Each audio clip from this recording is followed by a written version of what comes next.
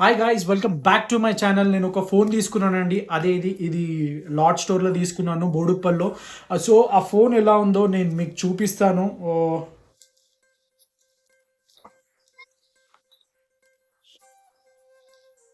Yeah, this is a phone అండి.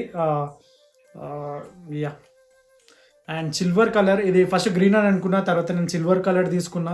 చాలా useful phone. ఇది 4 GB ర్యామ్తో వస్తుందండి, 64 GB స్టోరేజ్తో. It is very good phone in low budget. ఇంట్లో వాళ్ళకైతే తీసుకోవచ్చు.